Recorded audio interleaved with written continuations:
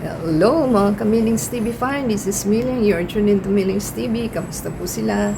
Tayo po'y relax today at happy po tayo at tayo po'y happy dahil ine-expect na po natin yung ating mga items na ating pinurchase na kailangan na natin at yan po ay galing sa Temu, sa store po ni Temu. So ang items po natin is only 511.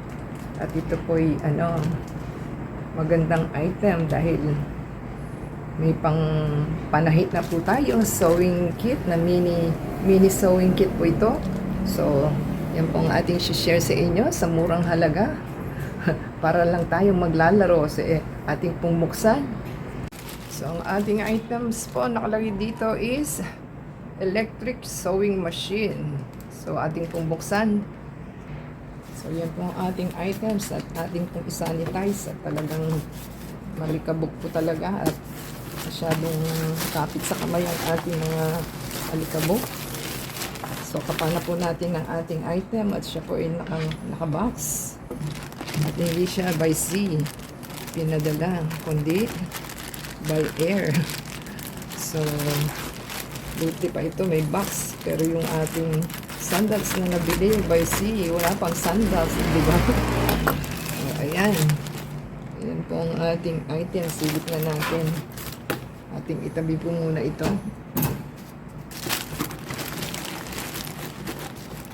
Yung time na binili po natin siya, last piece na po. Kaya, ayan. May butas-butas na yung ating item. So,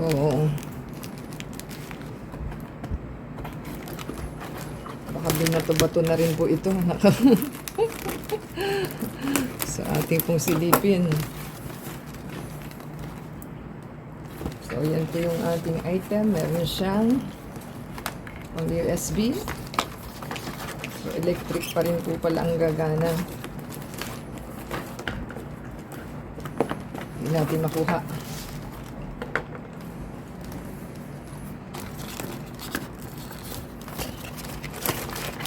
Yan po ang itsura at yan po yung ating pang USB.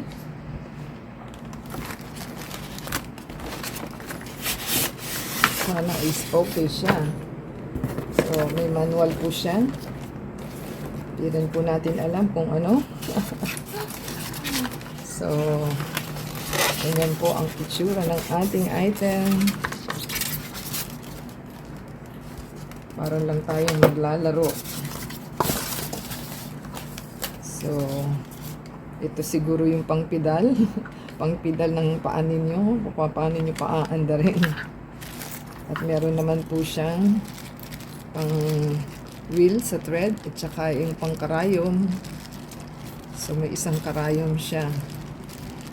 So, basahin lang po natin manual at ating pong i-check kung okay ba itong ating item na nabili.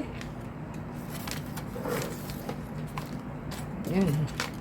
Ganun lang po siya kaliit. So, happy na po tayo sa ating cute na item. Sana po ay maging okay siya.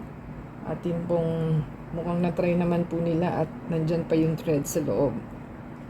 So, so may battery. May battery. Pwede rin siyang salpakan ng battery. So, hindi natin mabuksan. So, yan po ang ating item. So, yan lang po ang nakalagay. At itong manual. So, manual at saka pang-connect po sa ating item. Yan. Saka ito yung pampidal nila. Yan, no? So, pag pinidal mo, saka siya aandar kasi nandoon na po siya. So, mukhang subukan na po nila ang ating item kung gagana o hindi. So, yan po ang ating tutuklasin. So, happy na po tayo sa ating item. So, happy po tayo sa ating item at natanggap na natin ang ating mini sewing kit kasi meron na po tayong dapat i-alter o ayusin. So, yan po ang ating binili. So, sa murang halaga, happy na po tayo. Tayo po na yung magagamit na. So, paki-subscribe po sa ating channel. Thumbs up po and comment down below. And shoutout natin yung mga names and channels for the next video. At the same time, paki-add po sa Facebook, Twitter, TikTok, and Instagram. At thank you po sa ating Temu store and sa seller. At the same time, sa ating delivery guys. So, until next time po, God bless everyone.